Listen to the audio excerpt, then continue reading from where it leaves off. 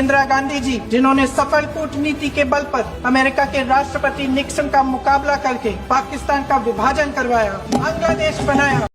পাকিস্তান ভেঙে বাংলাদেশ সৃষ্টিতে ইন্দিরা গান্ধীর ভূমিকা নিয়ে সংসদে প্রিয়াঙ্কার অকপটের স্বীকারোক্তি। আসসালামু আলাইকুম।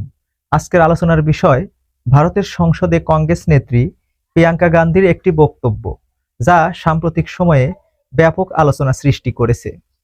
অনেক সময় মানুষ হাসতে হাসতে বা অবলীলায় অত্যন্ত স্পর্শকাতর ও ঐতিহাসিক সত্য প্রকাশ করে থাকে, যার অন্যতম বড় প্রমাণ ভারতীয় কংগ্রেস নেত্রী প্রিয়াঙ্কা গান্ধীর সাম্প্রতিক একটি বক্তব্য। ভারতের সংসদে মূলত আলোচনা শুরু হয়েছিল ক্ষমতাসীন দল বিজেপির পক্ষ থেকে অপারেশন সিঁদুর এর কৃতিত্ব বা ক্রেডিট দাবি করাকে কেন্দ্র করে। বিজেপি নেতাদের সেই দাবির জবাব দিতে গিয়েই প্রিয়াঙ্কা গান্ধী তার দাদি ও ভারতের সাবেক প্রধানমন্ত্রী ইন্দিরা গান্ধীর একটি ঐতিহাসিক প্রসঙ্গ টেনে আনেন।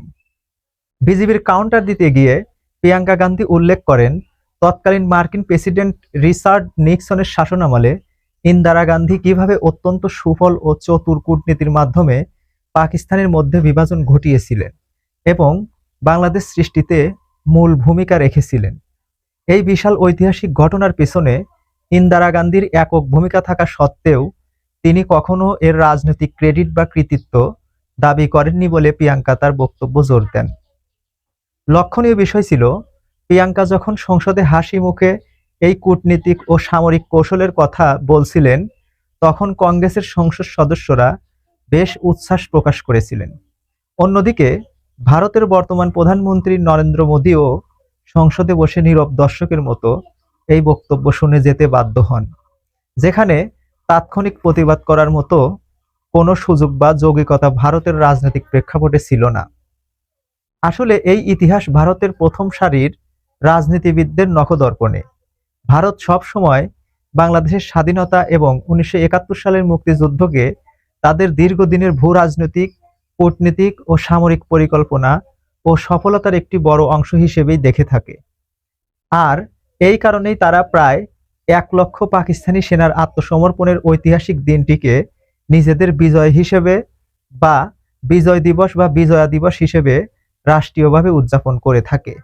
প্রিয়াঙ্কা গান্ধীও তার বক্তব্যে পাকিস্তানি সেনাদের সেই আত্মসমর্পণের বিষয়টি স্পষ্টভাবে উল্লেখ করেছেন। আজকের পরিবর্তিত বাংলাদেশের বাস্তবতায় এই ইতিহাস নতুন করে আলোচনার টেবিলে খুব বেশি জরুরি মনে না হলেও এর অন্তর্নিহিত গুরুত্ব অপরিসীম। ভারত মূলত বাংলাদেশকে এবং বাংলাদেশের স্বাধীনতাকে কিভাবে মূল্যায়ন করে তা গভীরভাবে অনুধাবন করার জন্য দিল্লির নীতি নির্ধারকদের এই ঐতিহাসিক স্বীকারোক্তি ও মনোভাব বুঝতে পারাটা অত্যন্ত জরুরি। আপনার মতামত কি? কমেন্টে জানাবেন। ভালো লাগলে ভিডিওটি শেয়ার করুন এবং পরবর্তীতে এমন বিশ্লেষণ পেতে অনুসরণ করুন। ধন্যবাদ।